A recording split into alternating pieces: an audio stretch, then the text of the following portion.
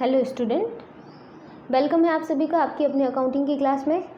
आज के हमारे इस वीडियो लेक्चर में हमने जो प्रीवियस लेक्चर में अमालगमेशन ऑफ कंपनीज लेक्चर वो स्टार्ट किया था टॉपिक, उससे रिलेटेड हम प्रैक्टिकल क्वेश्चन देखेंगे जिसमें हम परचेज कंसिडरेशन की कैलकुलेशन के बारे में और आफ्टर अमालगमेशन कंपनी के जो बैलेंस शीट है वो किस तरीके से बनाए जाते हैं वो सीखेंगे। ठीक है, तो देखिए क्वेश्चन नंबर 1 है जिसे हम ध्यान से थोड़ा एनालाइज करते हैं। The company X Limited and the Y Company Limited, whose business are similar nature, decided to amalgamate, and new company called the Z Company Limited is formed to take over their respective assets and liabilities. The following are respective balance sheet. ठीक है, x company limited और Y company limited जिनका व्यापार एक जैसा है, उन्होंने एक जेड लिमिटेड को पुरानी कंपनियों की संपत्ति और दायित्वों को लेने के लिए बनाया। ठीक है, और उनका जो बैलेंस शीट है वो आपको गिवन है। तो दो कंपनियां थी, एक एक्स थी और एक वाई थी, और उनको परचेज करने के लिए एक नई कंपनी बनाई गई जेड लिमिटेड। ठीक है, और एक्स और वाई के आपको बैलेंस शीट दे रखे हैं। बैलेंस शीट को ध्यान से एनालाइज करते देखिए, equity liability share holder fund में आपको शेयर कैपिटल दे रखी है। ठीक है, इशूड सब्सक्राइब कैपिटल दे रखी है और फुली पेड अप कैपिटल है। ठीक है, 7,500 equity share of ₹10 each fully paid up है 75,000 एक्स कंपनी के, और 3,000 इक्विटी शेयर है ₹10 ईच फुली पेड अप है और वो है वाई लिमिटेड के। ठीक है, रिजर्व एंड सरप्लस दे रखे आपको सिर्फ रिजर्व 4,000 एक्स लिमिटेड का। ठीक है, और वाई लिमिटेड का देखते हैं अभी। देखिए वाई लिमिटेड का जो दे रखा है, डेवलपमेंट रिजर्व दे रखा है आपको 1,000 और इसका दे रखा है 10,000। ठीक है, रिजर्व सिर्फ एक्स कंपनी का दे रखा है, डेवलपमेंट रिजर्व दोनों के दे रखे हैं। ठीक है, अब बात करते हैं नॉन करंट लायबिलिटी में ट्रेड पेएबल और जिसमें सन्ड्री क्रेडिटर्स है 3,300 और इसके है 12,000। ठीक है, अब असेट साइड की बात करें तो फिक्स असेट्स में टेंजिबल में फ्री होल्ड प्राइमिसेस दे रखा है सिर्फ एक्स का 40,000 और प्लांट एंड मशीनरी दे रखा है आपका दोनों का 18,300 और 33,450। ठीक है, करंट असेट्स जो हैं वो दे रखे हैं आपको, इन्वेंट्री दे रखा है आपको दोनों के, सन्ड्री डेटर्स दे रखे हैं दोनों के 16,000 और 11,550 और 7,500 और 6,000। कैश एंड कैश इक्विवेलेंट में कैश इन हैंड दे रखा है एक्स के 1,500 और वाई के 1,000। ठीक है, अब आपसे पूछा क्या गया है, देखिए आपसे पूछा गया है calculate purchase consideration and draw up the balance sheet of Z company limited assuming first amalgamation in the nature of merger, second amalgamation in nature of purchase.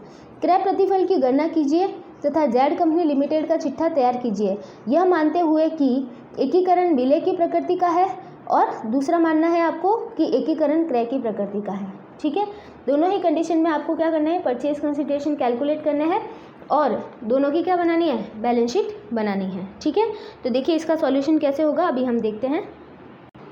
तो देखिए हम कैलकुलेशन करेंगे, calculation of purchase consideration. First हम ले लेते हैं in nature of merger. ठीक है, और हम देखिए यहाँ पे नाम लिख देते हैं एक्स लिमिटेड का और यहाँ पे हम वाई लिमिटेड का नाम लिख देते हैं, दोनों के निकालेंगे। ठीक है, तो देखिए सबसे पहले तो हम यहाँ पे लिखते हैं कि जो जो असेट्स थे हमारे पास, ठीक है, वो सारे के सारे असेट्स हम लेंगे एक एक करके, या फिर आप चाहे तो सारे असेट्स की क्या ले सकते हैं, टोटल ले सकते हैं। ठीक है, क्योंकि देखिए मर्जर के नेचर में क्या होता है कि सारे के सारे असेट्स ले लिए जाते हैं। ठीक है, तो हम क्या करते हैं यहाँ पे सारे के सारे असेट्स एक साथ में लिख देते हैं सन्ड्री असेट्स, और असेट साइड की जो भी पूरी टोटल है वो हम एज इट इज़ ले लेते हैं। जैसे जो टोटल है ये है 83,300 इसकी एक्स की और वाई की है 52,000, तो हमने एज इट इज़ ले ली। ठीक है, अब इसमें से हमें लेस करना है, क्या लेस करना है, देखिए अब ये कौन सा मेथड चल रहा है पता है, ये चल रहा है नेट असेट्स मेथड। ठीक है, नेट असेट्स मेथड से हम चल रहे हैं। ठीक है, तो जितने असेट्स टेकन है उसमें से लाइबिलिटी टेकन ओवर माइनस करनी है। ठीक है, तो लाइबिलिटीज़ देखिए हम माइनस करेंगे,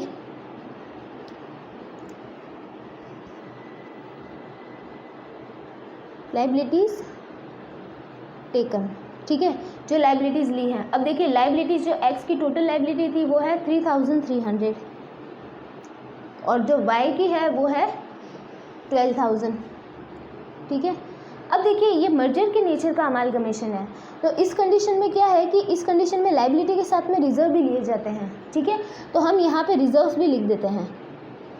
रिजर्व्स, अब एक तो देखिए रिजर्व है, नॉर्मल रिजर्व है, ठीक है, नॉर्मल रिजर्व है आपके एक्स लिमिटेड का 4000 और इसका है ही नहीं।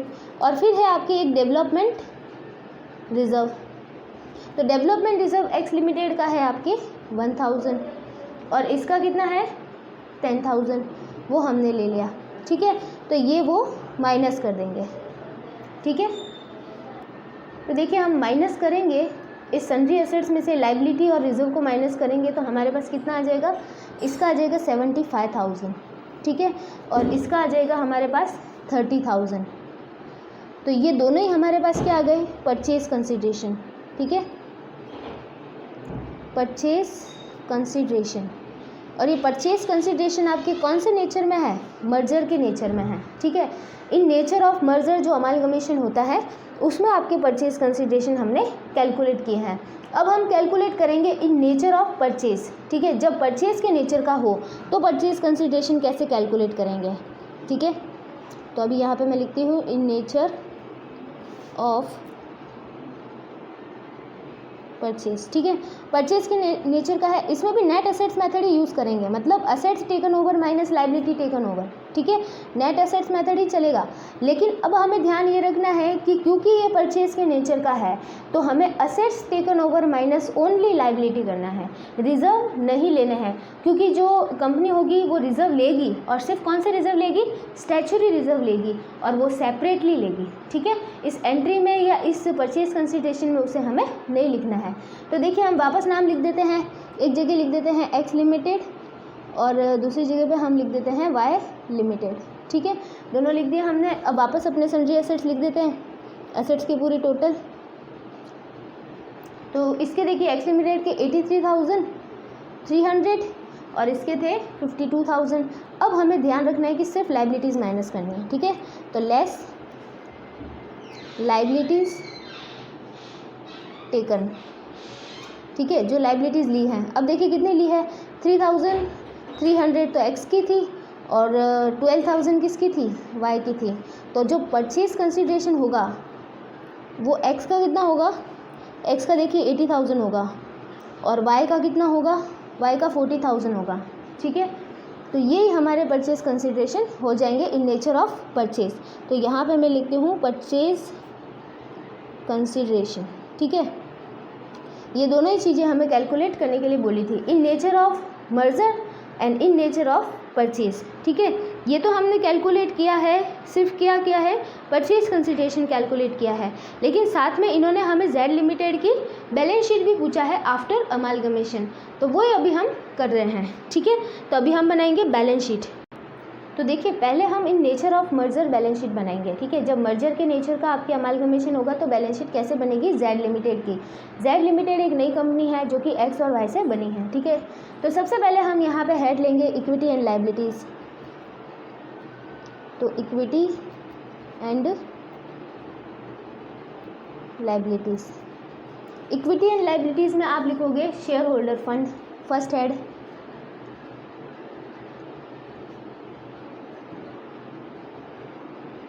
शेयर होल्डर फंड के अंदर आप लिखोगे ए शेयर कैपिटल, ठीक है।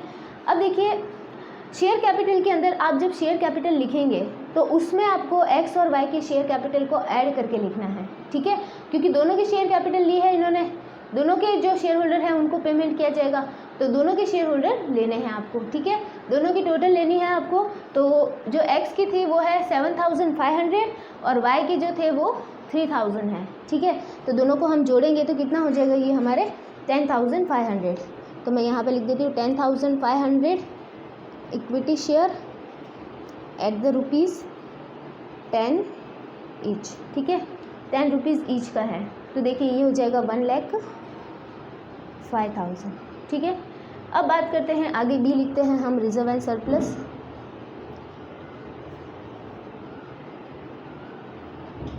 रिजर्व एंड सरप्लस में देखिए हमें दो तरह के रिजर्व जो लिए हैं वो लेना है।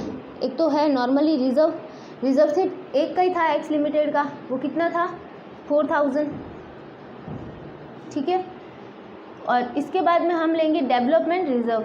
डेवलपमेंट रिजर्व जो था वो हमारा कितना था डेवलपमेंट रिजर्व दोनों का है, तो दोनों का लेना है हमें डेवलपमेंट रिजर्व। तो देखिए 1000 तो था x का और 10,000 किसका था, y का, दोनों का मिला के हो रहा है 11,000, वो लेना है। ठीक है, दोनों का ऐड करके। फिर चलते हैं हम आगे। नेक्स्ट हम ले लेते हैं second head current liability. Current liabilities में देखिए सिर्फ एक ही थे आपके, ट्रेड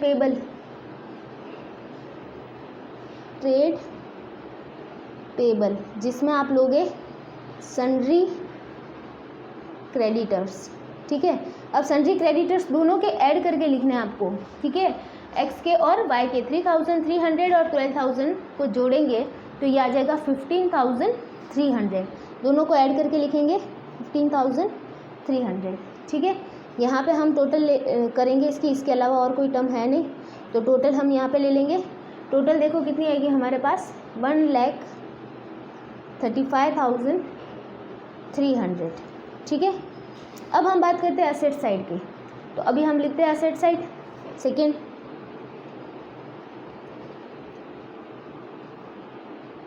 असेट्स में देखिए हम सबसे पहले ले लेंगे फिक्स असेट्स। ठीक है, नॉन करंट असेट्स लेते हैं पहले, नॉन करंट असेट्स, जिसमें हम ए ले लेंगे फिक्स असेट्स।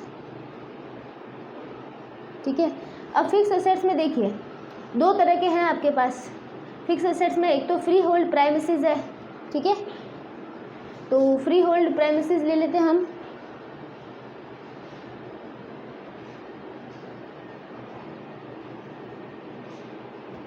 फ्री होल्ड प्राइमिसेस दोनों के हो तो दोनों के ऐड करके देखिए, दोनों के नहीं है, सिर्फ एक्स लिमिटेड के है 40,000 के, तो वो आपको लेने हैं।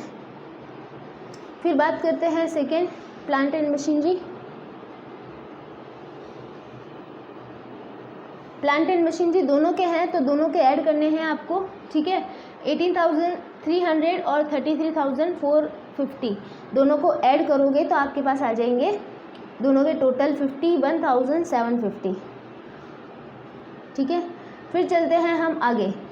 नेक्स्ट ले लेते हैं हम सेकेंड करंट लायबिलिटी। ठीक है, करंट लायबिलिटी। अब देखिए करंट लायबिलिटी में आपके पास जो भी लायबिलिटीज़ है, एक तो है आपके पास इन्वेंट्रीज जो है दोनों के ऐड करके हम ले लेंगे 16,000 और 11,550, तो 27,550 दोनों के ऐड कर देंगे। एक के तो है आपके 16,000 और 11,550, 16,000 11,550। ठीक है, फिर हम बात करते हैं सन्ड्री डेटर्स की। तो डेटर्स भी दोनों के ऐड करके ले लेंगे हम। सन्ड्री डेटर्स में एक्स के है आपके 7,500 और 6,000, दोनों के ऐड कर देंगे तो हमारे पास आ जाएगा 13,500।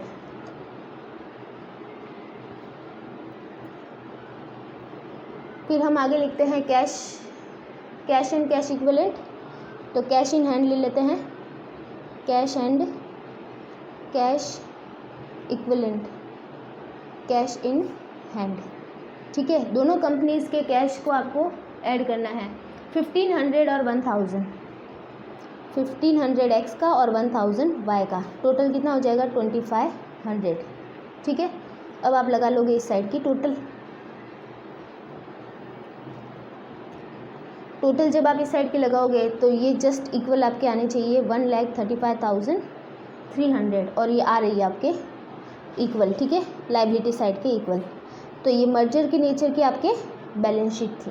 ठीक है, तो इस तरीके से आपको बैलेंस शीट बनानी है। ये मर्जर की नेचर की थी, और अगर आपको है ना परचेज़ के नेचर की पूछी जाए तो वो भी एज इट इज़ ऐसे ही ऐड होके बनेगी, लेकिन उसमें आपको ध्यान रखना है कि आपको उसमें रिज़र्व नहीं लिया है तो रिज़र्व नहीं लेना है, और रिज़र्व सिर्फ कौन सा स्टैच्यूरी रिज़र्व लेना है। ठीक है, और स्टैच्यूरी रिज़र्व कौन सा लेना है, डेवलपमेंट रिबेट रिजर्व लेना है, ये सिर्फ डेवलपमेंट वाला। और ये जब आप लेंगे तो आपको ना यहाँ पे एक अमालगमेशन एडजस्टमेंट अकाउंट भी लिखना पड़ेगा। किस साइड में? यहाँ पे नॉन करंट असेट्स में, अदर नॉन करंट असेट्स में। ठीक है, तो ये था आपके balance sheet in nature of merger, जब आप इसका बैलेंस शीट बनाएंगे जेड लिमिटेड का। ठीक है, बाकी के जो टॉपिक है वो हम नेक्स्ट वीडियो लेक्चर में डिस्कस करेंगे। Okay, thank you.